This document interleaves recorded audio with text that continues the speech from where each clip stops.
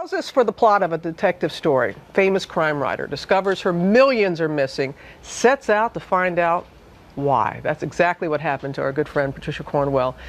She's going to talk to us live in just a moment. Looking forward to that. But first, the plot, it thickens. It's no mystery. She's the most popular crime novelist of the century. Patricia Cornwell's name emblazoned across the covers of 24 New York Times bestsellers.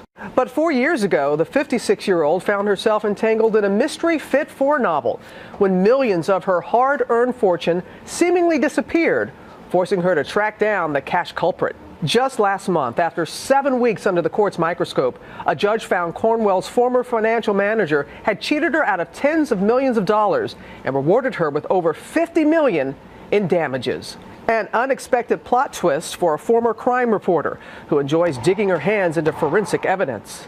The blood doesn't lie. Cooking at home. The best thing is to cook this for a long time. And flying her private helicopter. This requires a certain amount of skills with your dexterity. Decorated with a logo of the person who built her success, Kay Scarpetta, a fictional medical examiner that has sold her over 100 million books. Cornwell's Queen of Crime is even slated to be played by the queen of the big screen, Angelina Jolie. And now the author is turning her own page, sharing her real-life crime story that she has yet to pen. And Patricia Cornwell's latest novel is The Bone Bed. Ladies and gentlemen, please welcome Patricia Cornwell back to Good Morning America. Thank you. You fought the good fight.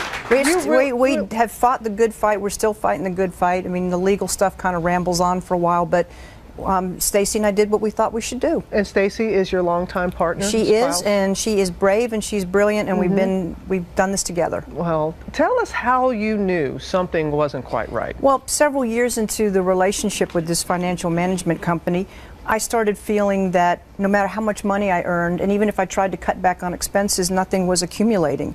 It was over 4 years and 8 months, it was $89 million that went through their hands.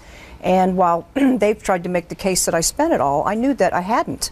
So when we finally filed the lawsuit against them and they returned all of 103 boxes of records, Stacey and I and my sister-in-law, who's a bookkeeper, we started working our own crime scene, so to speak. We started going through the paperwork and trying to figure out what happened. And you knew that something just wasn't adding up. Something wasn't adding up. We still can't really track what happened to the money. That's why this is a civil case, not a criminal case.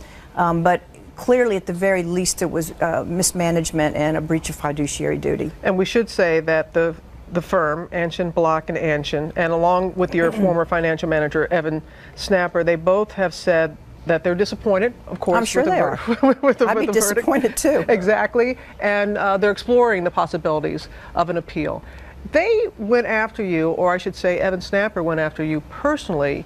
You could have landed in jail. That's right. Tell us why.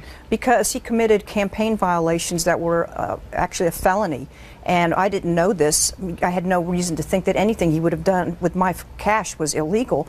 And then when we filed the lawsuit, next thing we know, they went to the Department of Justice to, quote, self-report. But I think the person getting thrown under the bus was me, because the FBI came after my friends, my family, and I was investigated for a year before they closed the case and didn't find me guilty of anything, but I was terrorized.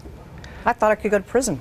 Your life there, when this was all in court, you said it was an autopsy of your life. I mean, it has everything about you was dissected. They said that you had an out-of-control lifestyle. You admit that you live large. Robin, look at me. I'm not frugal. I've never said I'm frugal. Right.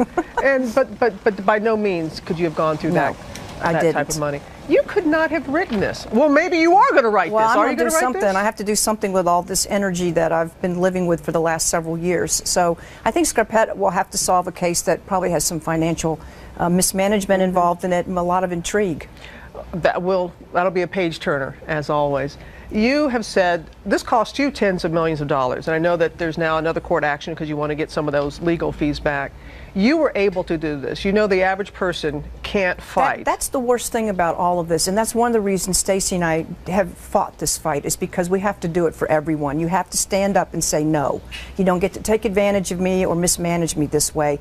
And yes, it's been every high price you can think of, including the huge exposure, because they had tens of thousands of our emails and all sorts of things that we didn't have in reverse with them. And so now it's a lot of it is out there, and what I said is, you know what, go ahead, try to make a mockery of me, try to embarrass me, I'm still going to fight. Yes, and you did fight. And you said now you wish that you had followed Oprah's advice. She said always sign your own check. 13 years ago, Oprah told me, sign your own checks. And I said, oh, come on, Oprah, who has time to do that? Well, I wish I'd listened. Yeah, we sign our own checks now. Yeah, we all know that we should do that now.